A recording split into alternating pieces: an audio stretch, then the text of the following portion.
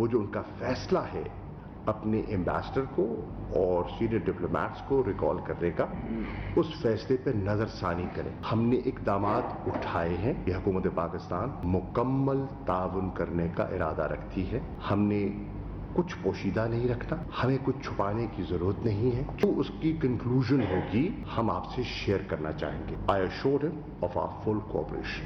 جو اس میں مجرم ہیں نہ صرف انہیں بے نقاب کریں، انصاف کے تقاضے پورے کیے جائیں، اور جو ذمہ داران ہیں وہ قرار واقعیوں کو سزا ملے۔ ان سے ہم نے ایک نوٹ وبال بھی شیئر کیا، اس میں ہم نے کچھ ان سے تقاضے کیے ہیں جو کہ انویسٹیگیشن کو منطقی انجام تک پہنچانے کے لیے ضروری ہیں۔ ہمیں ان کا جی عوریہ صاحب، بات ہوئی، ایک کویسچنر ان کو دیا کہ جناب اس کے جواب دیں، تحقیقات کریں، اور وہ جا کے پہنچ بھی گئے ہیں، کابل پہنچ گئے ہیں۔ یہ نوٹ پر بیل ہے، پبلک کو کیوں نہیں دکھایا جاتا؟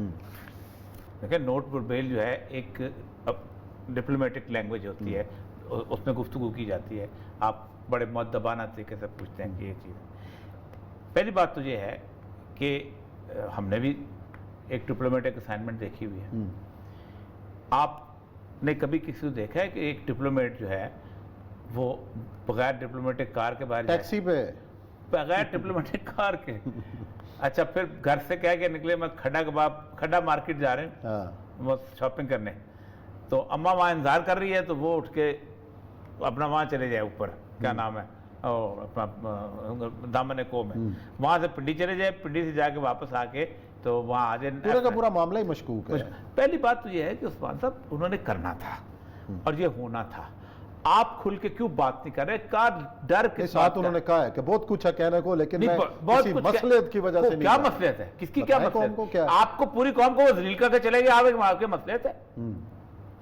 یعنی آپ پاکستان بحیثیت مجموعی ذلیل ہو گیا کہ اغوا کاروں کا ملک ہے۔ آپ کو لڑکی کا پردہ رکھنا ہے یہاں پر ابھی تک، یعنی کہ یہ کوئی، اور مجھے پتا ہے، اتنا پتا ہے، آج آپ یہ کہہ دیں گے نا پاکستان میں انسانی حقوق کی تنظیمیں نکل آئیں گی باہر،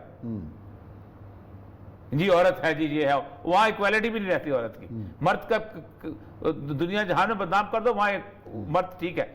او بھائی بتاؤ کہ کوئی دنیا میں مجھے بتائیں کوئی ڈپلومیٹ، یہ بالکل وہی حال ہو گیا ہے کہ چرچل کی جو بہو تھی نا، وہ امریکن ایمبیسڈر کے ساتھ، وہ ان کے ساتھ افیئر چل گیا، افیئر چلے جب تو امریکن ایمبیسڈر اس کو لے کے کبھی اس بار میں بیٹھتا تھا، کبھی اس بار میں۔ اب گورا بیچارہ شریف آدمی، مسکین آدمی، وہ کیا کرے، ان کے وزیر اعظم کی بہو، ٹھیک، وہ پھر انہوں نے باقاعدہ یہ نوٹ پر بیل جو ہے نا، جد شاہ محمود نے لکھا ہے، تو نوٹ پر بیل انہوں نے لکھا تھا، انہوں نے کہا تھا بھائی جان سیکنڈ ورلڈ وار ہو گئی ہے، اللہ کا نام ہے، ہم آپ کے بڑے مسکین ہیں، ہم سے اسلحہ لیتے ہیں، اس کو ایمبیسڈر کو چینج کر دو، تو انہوں نے اس ایمبیسڈر کو روس چینج کر دیا۔ لیکن بھائی یہ مسئلہ تو آپ کا نہیں ہے، آپ تو کہہ رہے ہو کہ ہم انویسٹیگیشن۔ اچھا عوریہ صاحب، یہاں پہ ایک بات ہے کہ ایک خاتون کے ساتھ واقعہ پیش آیا، اتنا وبال مچا دیا، یہاں پہ تو افغانستان کا ایمبیسڈر دن دہاڑے اٹھا کے کہیں اور پہنچا دیا گیا تھا، اس وقت وبال کیوں نہیں آیا؟ کوئی نہیں بولا، پاکستان کا کوئی بندہ نہیں بولا، وہاں بھی کوئی نہیں بولا۔ وہ ملا عبدالسلام ضعیف وہ تھا، آپ کو پتا ہے ملا عبدالسلام ضعیف ہوتا جس نے سب سے پہلے وہ سن بلدک پہ حملہ کر کے فتح کیا تھا، وہ کمانڈر تھا ان کا عثمان۔ لیکن میں یہ کہتا ہوں کہ یہ ڈپلومیٹک لیول پہ بھی یہ نیوز کی بات نہیں، آپ دیکھیں نا، یہ اس سطح کی بات ہے ہی نہیں کہ جس میں ایک عورت جو ہے اب ہوا یہ کیا ہے کہ وہ تھوڑی سی مسنگ ہوئی، گھر والوں کو پریشانی ہوئی کہ پتہ نہیں اغوا ہو گیا، کیا ہو گیا، اس دوران اس نے اغوا کا مقدمہ درج کرا دیا نا، خاتون نے درج کیا، تو اس کو ثابت کرنا چاہیے کہ میں اغوا کون ہوں، چلی کیوں گئی؟ چلی کیوں گئی؟ اب کیا انویسٹیگیشن ہوگی، کیا جواب آئے گا؟ اچھا چلیں واپس نہیں آتے، افغان سفیر صاحب کیا فرق پڑے گا؟ کوئی فرق کچھ نہیں پڑے۔ پہلی بات، اور ایسی حکومت جو کہ آج کل کی مہمان ہے، تاش کے پتوں جیسی حکومت، پہلے دن آپ سے 3 چیزیں بنیادی سوال ہیں میرے، 3 بنیادی سوال ہیں۔ کیا پاکستان میں آپ اشرف غنی کی جیسی حکومت قائم ہو جائے، یعنی نریندر مودی 48 ممالک کے ساتھ پاکستان پہ حملہ کرے، پاکستان کے کسی ایک سیاسی لیڈر کو کہ جو امریکہ میں یا لندن میں پناہ لیے وہ اس کو لے کے آئے، $5000 پہ تنخواہ پہ لوگوں کو بھرتی کرے، بھاڑے کے ٹٹوؤں کی ایک فوج بنائے اور اس کو کہے پاکستان نیشنل آرمی، تو کیا آپ اس کو مانیں گے؟ سوال ہی پیدا نہیں ہوتا۔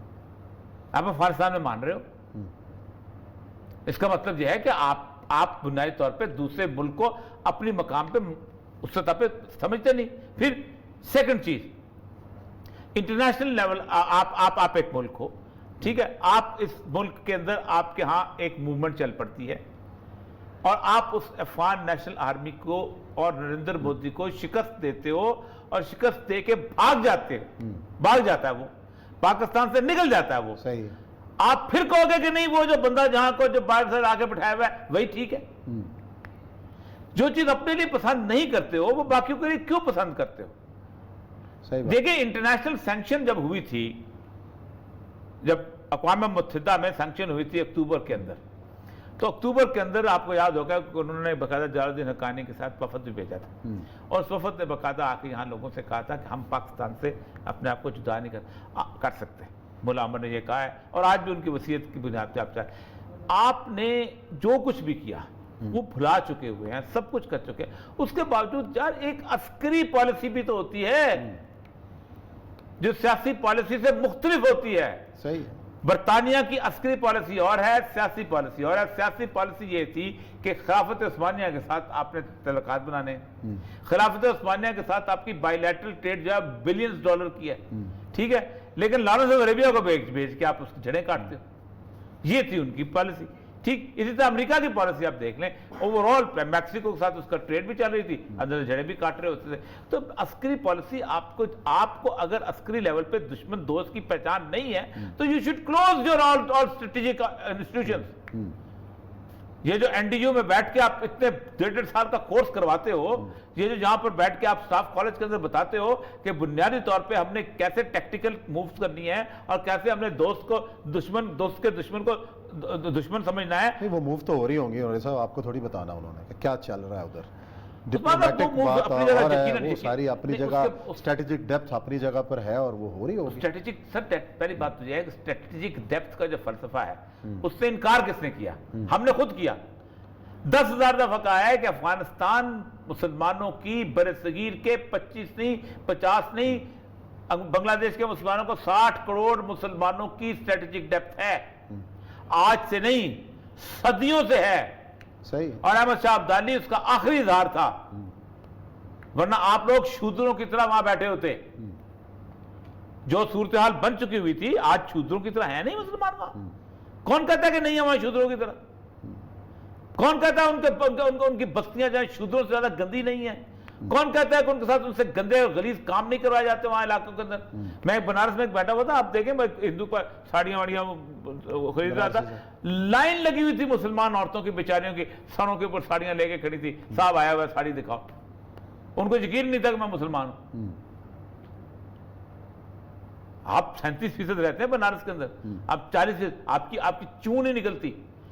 آپ کی اسٹریٹجک ڈیپتھ تھی. اور ایک بات یاد رکھیں, عمران خان ہو, نواز شریف ہو, زرداری ہو, قمر جاوید باجوہ ہو, پرویز مشرف ہو یا کوئی اور, جب تک آپ کے نام کے ساتھ اس طرح کے نام موجود ہیں آپ کو کوئی نہیں مانے گا کہ آپ کے کیا ہیں, آپ کو مسلمان کہیں گے. جب تک عبد الرحمان ہے, جب تک عبد الرحیم ہے, کچھ آپ کو مسلمان کہیں گے. آپ کی بخشش ہی نہیں ہے. آپ سیکولر ترین ہو کے بھی نہیں کریں. ایک فقرہ سناتا ہوں, سیدہ وارسی نے ایک فقرہ بولا تھا بڑا مزدار, اور یورپ کے بارے میں, انڈیا کے بارے میں. اس نے کہا میرے باپ اور میری ماں جب آئے تھے تو میری ماں کہتی تھی کہ گجر خان میں ایک گھر بنا لو, کل کو ہو سکتا ہے ہمیں جانا پڑے تو ہم مسئلہ ہو جائے. لیکن میرے باپ نے کہا تھا اب یہی ہمارا گھر ہے. وہ ان کی پارٹی کی ہیڈ بنی ہے. اس نے کہا میں آج سمجھتی ہوں کہ میری ماں ٹھیک کہتی تھی کہ گھر ہونا چاہیے. چلے ناظرین, پروگرام کا وقت ختم ہوتا ہے. انشاءاللہ کل کچھ نئے موضوعات کے ساتھ ابھی خدمت میں حاضر ہوں گے. اپنا خیال رکھیے گا. اللہ حافظ.